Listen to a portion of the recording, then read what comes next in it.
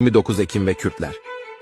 29 Ekim diye adlandırdıkları sözde, bayram ve cumhuriyet, bugün tam olarak 100. yılına girdi. Sizlerin de bildiği üzere, Kurtuluş Savaşı denilen dönemde Samsun'a çıkarma yapan Atatürk, yoğunluklu şekilde Kürtlerin yaşadığı şehirler olan Erzurum ve Sivas kongrelerine katılmıştı. Bu şehirlerde davet ettikleri diğer Kürt mirlerine ve Kürt aşiret reislerine, onlar ile beraber savaşmaya ve Doğu cephesinde savunma hattı oluşturmaları için telkinde bulunmuştu. Bunun karşılığında Kürtlerin Osmanlı'daki gibi özerk bir statüde olacağını iddia ederek, Kürtlerden destek alabilmek için bu kalemun gibi sözler veriyordu. Bu vaade kanan o dönemin Kürt beyleri, 1915 Çanakkale olmak üzere, gerek Doğu cephesinde gerekse diğer cephelerde Türkler ile beraber İngiliz ve Fransız birlikleriyle çarpışmıştır. 1922'de biten ve kazanılan bu savaş Türkler için yeni bir cumhuriyetin ilanı olurken, Kürtler için ise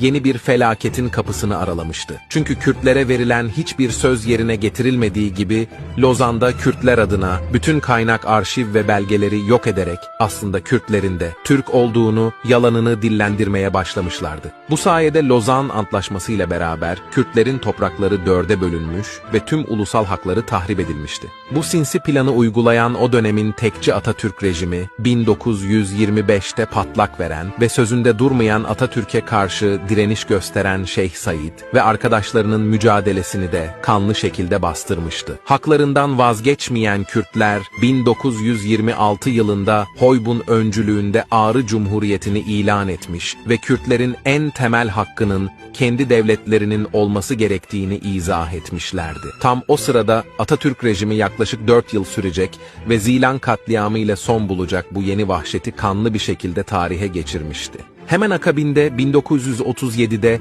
yeni bir Kürt direnişi olan Dersim'de yine Kürtlere karşı başlatılan ve kadın, çocuk, yaşlı denilmeden toplamda 200.000 Kürdün ölümü ile sonuçlanan yeni bir katliamın fitili atılmıştı ve bizzatihi emri Atatürk vermişti. Kendilerini sosyal ve hukuk devleti olduğunu iddia eden tekçi anayasanın mimarı Atatürk, sadece Kürtlere karşı değil, Pontuslu Rum ve Lazların direnişini de kanlı şekilde bastırmış ve onlara karşı katliamlar gerçekleştirmiştir. Yaklaşık 250.000'den fazla Laz ve Rum, Kemalist rejim tarafından katledilmiştir. Kalanlarını da Türkleştirerek bugün kendilerine devşirme birer piyon yapmışlardır. Evet, son yüzyılda birçok etnik azınlığı sinsice asimile eden ve hepsini Türk sayan bu cumhuriyetin, bugün tam olarak 100. yılı, keza bugün tarihten bir haber zehir zemberek yaşayan birçok asimile devşirme, tarihini ve atalarına yaşatılanı unutarak, aptal bir köle gibi Cumhuriyet ve Atatürk'ü paylaşıp